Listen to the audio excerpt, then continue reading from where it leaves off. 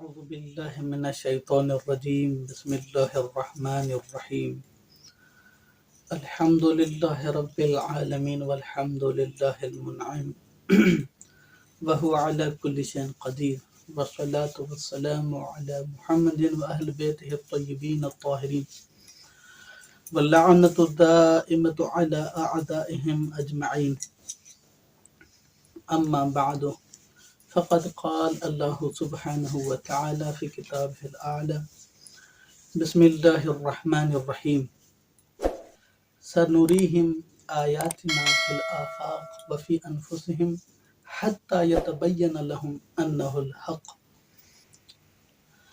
آج کا ہمارا 8واں سبق ہے چمگادڑ یا عجائبات کی دنیا۔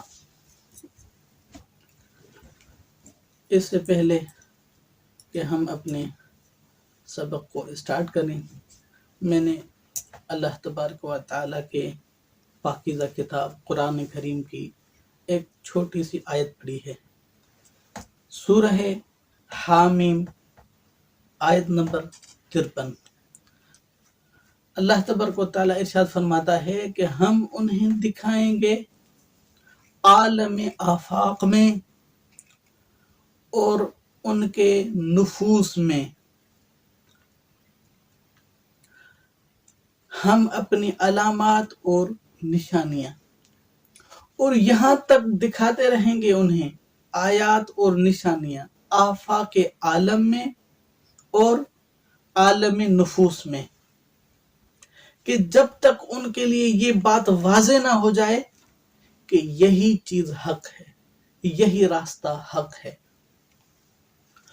تو اس آیے کریمہ میں جیسے کہ ہم نے شروع میں بیان کیا ہے اور بیان کرتے آئے ہیں، اس آیے کریمہ میں 2 راستے اللہ تبارک و تعالیٰ نے بیان کیے ہیں۔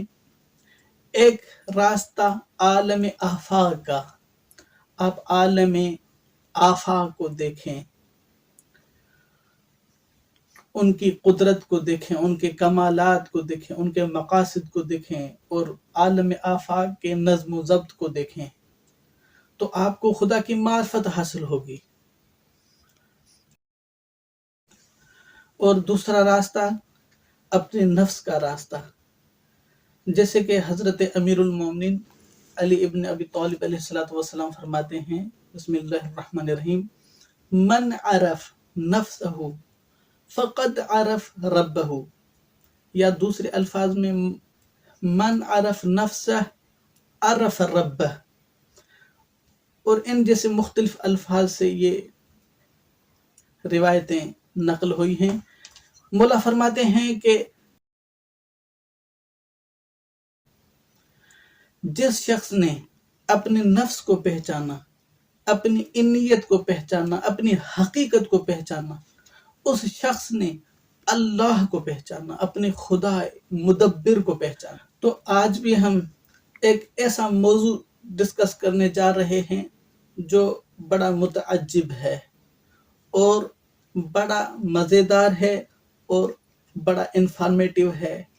تو انشاءاللہ خدا سے دعا کرتے ہیں کہ اللہ تبارک و تعالی ہمیں مستفید ہونے کی توفیق دے۔ 8واں سبق چمگادڑ یا عجائبات کی دنیا۔ ہمارا جسم ایک بہت بڑے ملک کی مانند ہے، اور ابھی ہم نے اس کے سینکڑوں شہروں کی ایک گلی کو بھی نہیں دیکھا۔ اس لیے ہم چاہتے ہیں کہ اس سبق میں ہم اس سے باہر نکلیں اور اس خوبصورت کائنات میں جگہ جگہ گھومیں اور موجودات عالم کے دیگر حیرت انگیز نظاموں کی چند مثالوں کا جائزہ لیں۔ چمگادڑ رات کے اندھیرے میں بڑی پھرتی سے اڑتی ہے، اگرچہ اس کی بناوٹ نہایت حیرت انگیز ہے، لیکن اندھیرے میں اس کے دیکھنے کی صلاحیت سب سے زیادہ حیرت انگیز ہے۔ یہ پرندہ اندھیرے میں اتنی تیزی اور بے خوفی سے اڑتا ہے جتنی تیزی اور بے خوفی کے ساتھ ایک عقاب دن کی روشنی میں اڑتا ہے۔ ہم جانتے ہیں کہ اگر اس کے پاس دوران پرواز پیش آنے والی رکاوٹوں سے آگاہی کا کوئی ذریعہ نہ ہوتا تو وہ بے خوفی سے نہ اٹھ سکتا تھا۔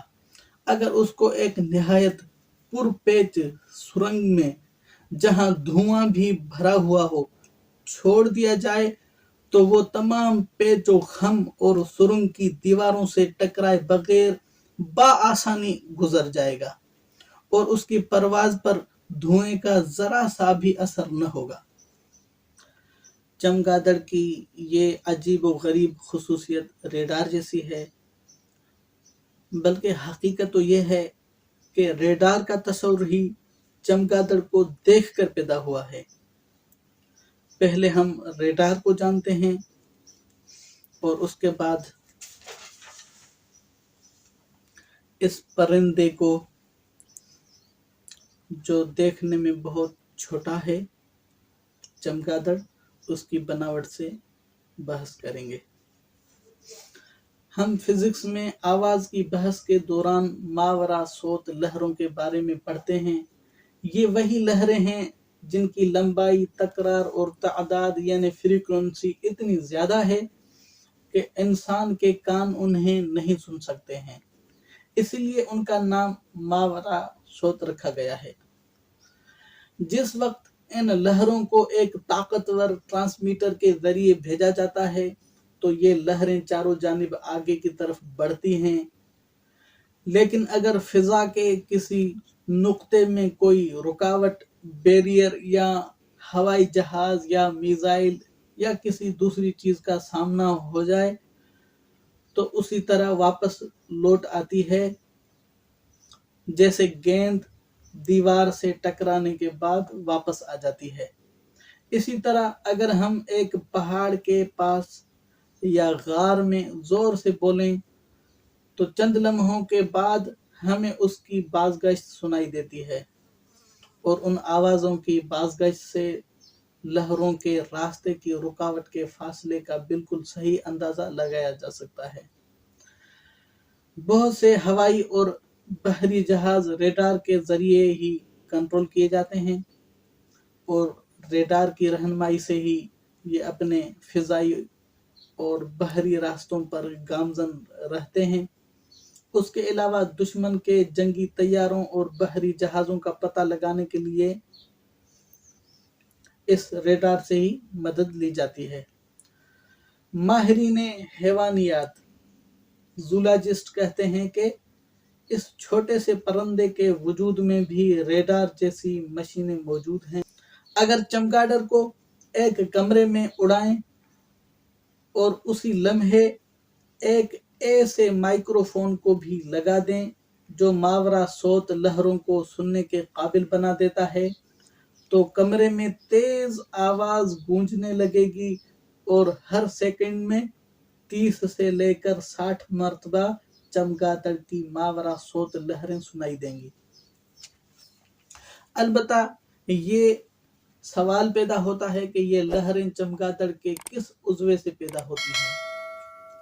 یہ ان لہروں کو بھیجنے والی مشین ٹرانسمیٹر کہاں نصب ہے اور انہیں واپس وصول کرنے والی مشین ریسیور کہاں لگی ہوئی ہے؟ سائنسدان کہتے ہیں کہ یہ آوازیں چمگادڑ کے حلق سے پیدا ہوتی ہیں اور اس کی ناک کے سوراخوں سے باہر فضا میں بھیجی جاتی ہیں، جبکہ اس کے بڑے بڑے کان لہروں کو وصول کرنے والی مشین کا کام کرتے ہیں۔ یہی وجہ ہے کہ چمگادڑ اندھیری رات میں اڑنے کے لیے اپنے کانوں کی محتاج ہوتی ہے۔ جورین نامی ایک روسی سائنسدان نے تجربات کے ذریعے ثابت کیا ہے کہ اگر چمگادڑ کے کانوں کو کاٹ لیا جائے تو اسے اندھیرے میں اڑنے میں بہت مشکل پیدا ہوگی، لیکن اگر اس کی آنکھیں نکال لی جائیں تب بھی وہ پوری مہارت کے ساتھ اڑ سکتی ہے۔ گویا چمگادڑ اپنے کانوں کی مدد سے دیکھتی ہے، نہ کہ اپنی آنکھوں سے، اور یہ عجیب و غریب چیز ہے۔ اس میں تفکر کرنے کی ضرورت ہے۔ چمگادڑ کے چھوٹے سے جسم میں یہ حیرت انگیز نظام کس نے رکھا ہے؟ ذرا سوچئے کہ ان مشینوں کو استعمال کرنے کا طریقہ اسے کس نے سکھایا ہے کہ وہ اس کی وجہ سے رات کے اندھیرے میں بے خوفی سے اڑتی پھرے۔ سچ بتائیے کہ وہ ہستی کون ہے؟ آیا یہ ممکن ہے کہ عقل و شعور سے بے بہرا مادہ یہ کام کر سکے؟ اور ایک ایسے ریڈار جسے بڑے بڑے سائنسدان بڑی محنت و مہارت سے بناتے ہیں، اس سادگی کے ساتھ چمگادڑ کے وجود میں رکھ دے؟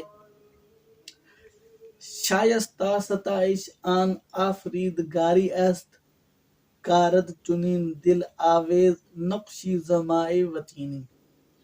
یعنی تعریف کے قابل ہے وہ ذات جس نے ایسے دل آویز کام انجام دیے اور پانی و مٹی سے ایسے خوش نما نقش و نگار تخلیق کیے.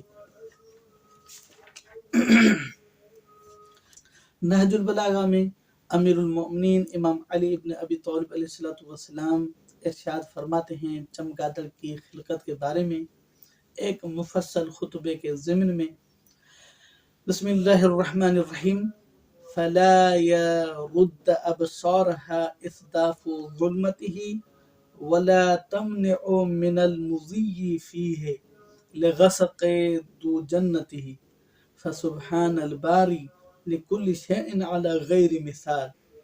چمگادڑ کے بارے میں فرماتے ہیں رات کی تاریکیاں ان کی آنکھوں کو دیکھنے سے نہیں روکتی اور نہ اس کا گھٹا ٹوپ اندھیرا اسے راہ پیمائی سے باز رکھتا ہے. پاک ہے وہ ذات جس نے پہلے سے موجود کسی نمونے اور مثال کے بغیر تمام چیزوں کو خلق کیا. قدرت کی صناعی میں غور و فکر کرنے والوں کے لیے چمگادڑ کی طرح عجائبات کی ایک پوری دنیا تتلی کے اندر بھی موجود ہے، جس پر سائنسدان آج بھی تحقیق کر رہے ہیں. والسلام علیکم ورحمۃ اللہ وبرکاتہ.